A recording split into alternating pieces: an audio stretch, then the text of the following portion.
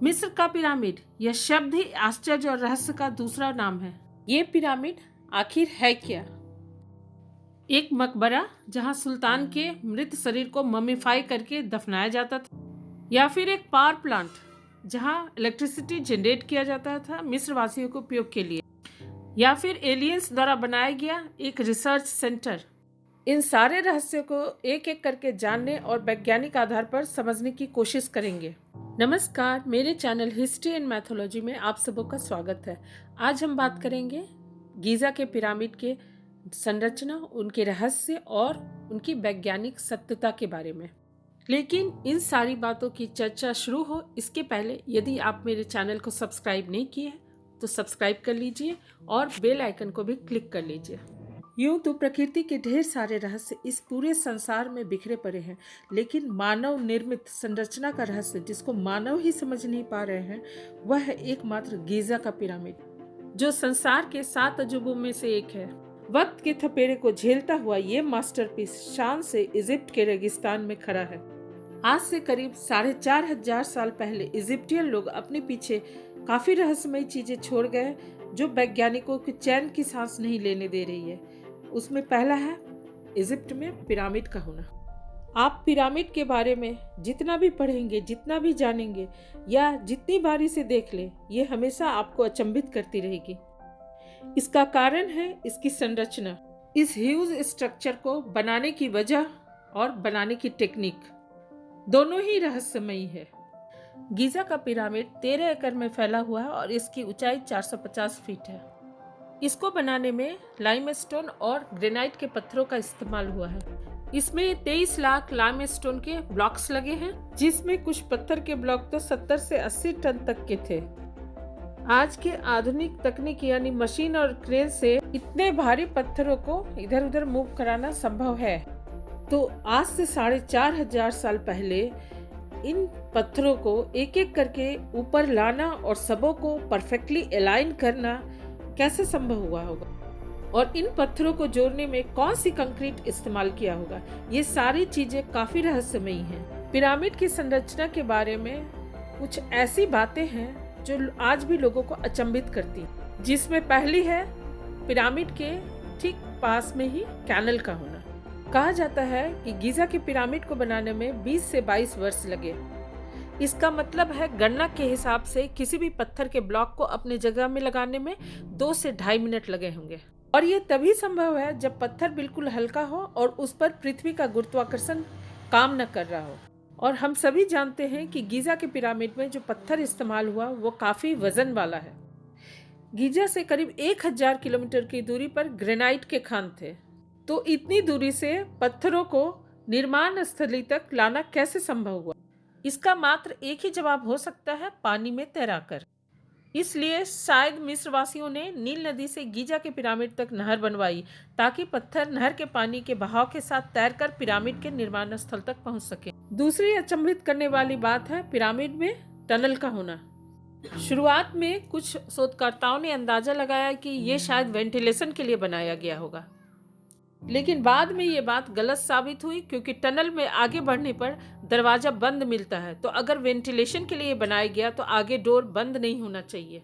इन सुरंगों या टनल के बारे में एक दूसरी थ्योरी है कि ये टनल यूज होते थे पानी के भरे हुए सुरंग के रूप में, और कहा जाता है कि इन्हीं टनल्स के पानी के बहाव से ही पत्थर धीरे धीरे करके ऊपर जाते थे पिरामिड के निर्माण के लिए।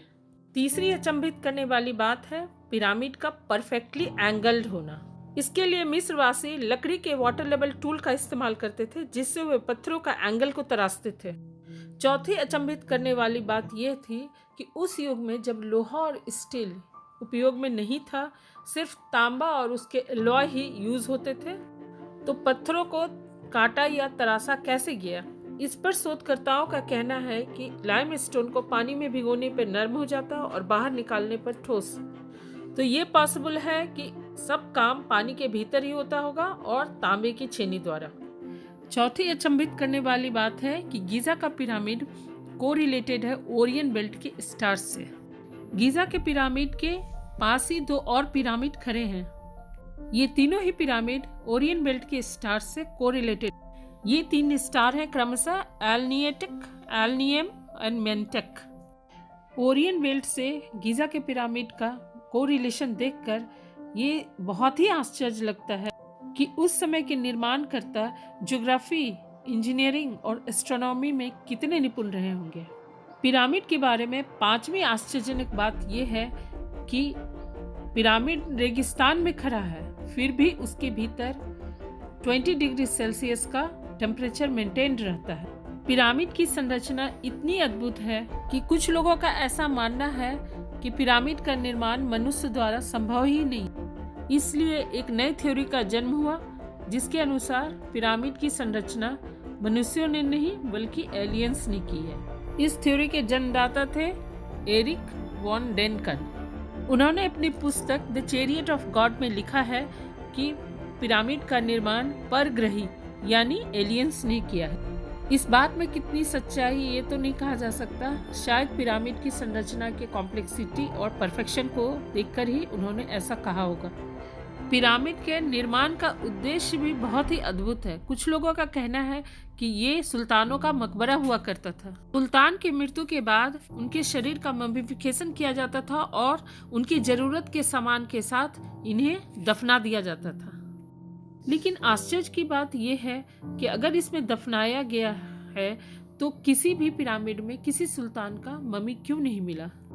पिरामिड के निर्माण के संदर्भ में एक यूनिक मॉडर्न थ्योरी भी सामने आई है। इसके अनुसार पिरामिड्स का निर्माण का उद्देश्य पावर जनरेशन था। एक्चुअली ये पिरामिड्स बड़े बड़े पावर प्लांट के रूप में फंक्शन करते और इलेक्ट्रिसिटी जनरेट करके पूरे मिस्र वासियों के लिए इस्तेमाल किया जाता था।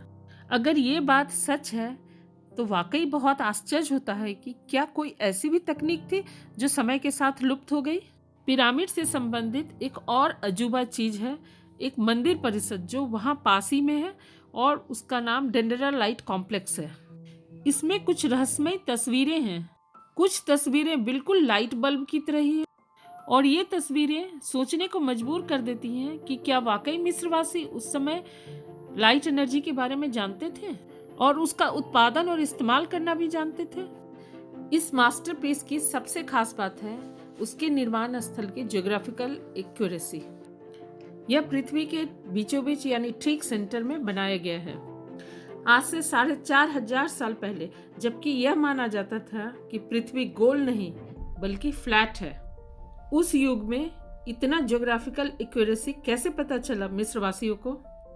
कुछ लोग यह भी कहते हैं कि पिरामिड का आकार भारत का एक प्राचीन शुभ चिन्ह स्वास्तिक से मिलता है। आप गौर से देखेंगे तो पाएंगे कि स्वास्तिक के चिन्ह का हर एक कोना पिरामिड के चारों भागों में से एक भाग की तरह है। तो क्या उस समय मिस्रवासियों का संबंध भारत से भी था? उम्मीद है आपको पिरामिड के सुलझे अनसुलझे रहस्य और उनकी वैज्ञानिक तथ्यता से भरा वीडियो आपको जरूर पसंद आएगा। Thank you.